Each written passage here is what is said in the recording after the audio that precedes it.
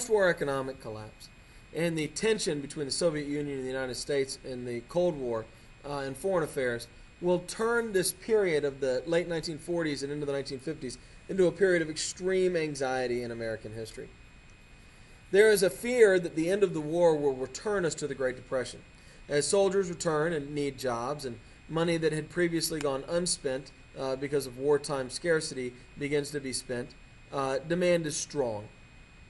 A $6 billion tax cut, because now we don't have to pay for the war anymore, will also stimulate the economy. In 1944, Congress had passed the GI Bill. As a way of rewarding our troops who fought in the war, the GI Bill will provide veterans with either a house or pay for their college, or the money to buy a house, I should say. It is clearly the New Deal ethos, government helping regular people. Women, by the way, got few GI Bill benefits, even women who served in the WACs and the WAVES, which were officially part of the military. It was administered at the state level, which meant that southern states frequently chose to deny those benefits to African Americans. We do see significant inflation, 15% over the first 2 years at the end of the war. The end of the war brought major strikes as well in the auto, electrical, and steel industries. In April of 1946, John Lewis leads the United Mine Workers on a strike and shuts down the coal fields for 40 days. Truman seizes control of the mines and intends to force them to reopen, but the pressure on the owners causes them to cave. A strike also completely shuts down the railroads in America. Truman threatens to use the army to run the trains, and this breaks that strike in just a couple of days as well. So here is Truman versus organized labor.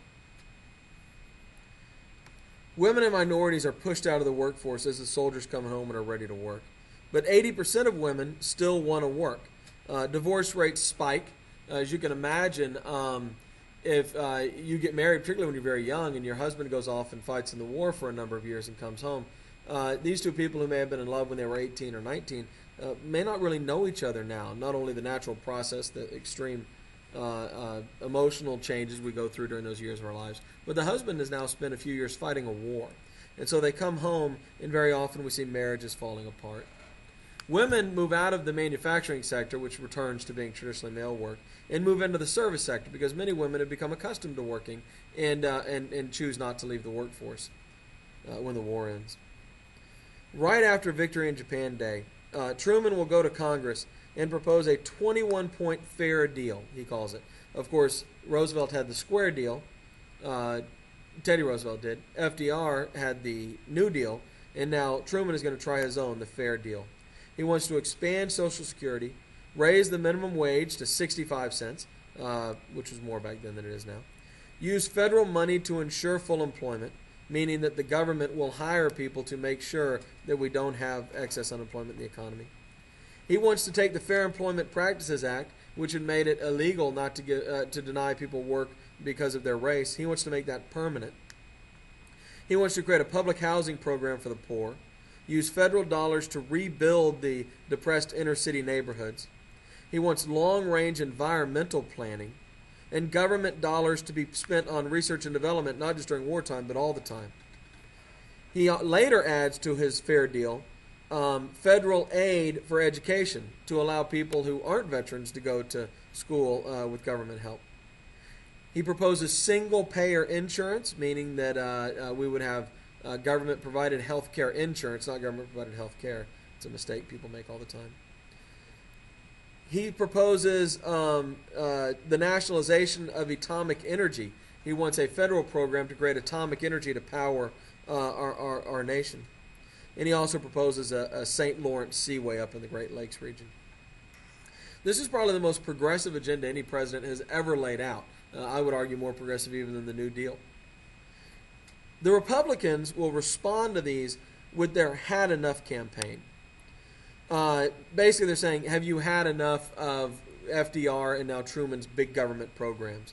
And this works. In 1946, the Republicans win big in the House and the Senate. They, having now controlling Congress, they dramatically cut government spending. They do not pass Truman's Fair Deal. I don't think they pass any of it. And they begin to try to dismantle the New Deal reforms that had been put in place under FDR. Probably the most controversial piece of legislation at that time is the Taft-Hartley Act of 1947. And what it does is it makes it illegal to force someone to join a union to work in a factory or an industry. It allows individual states to pass right-to-work laws, which is banning the closed shop. The closed shop is when you have to join the union, which effectively destroys the unions. If you live in a state like I do, where they have what they call right-to-work laws, you don't have strong unions. It also gave the president the power to delay strikes that threaten the public health or safety by imposing a 10-week cooling-off period before the strike can begin, which severely undermines the effectiveness of strikes. Unions refer to it as the Slave Labor Bill. Truman vetoes it when the Republican Congress passes it, but the Republicans easily override the veto.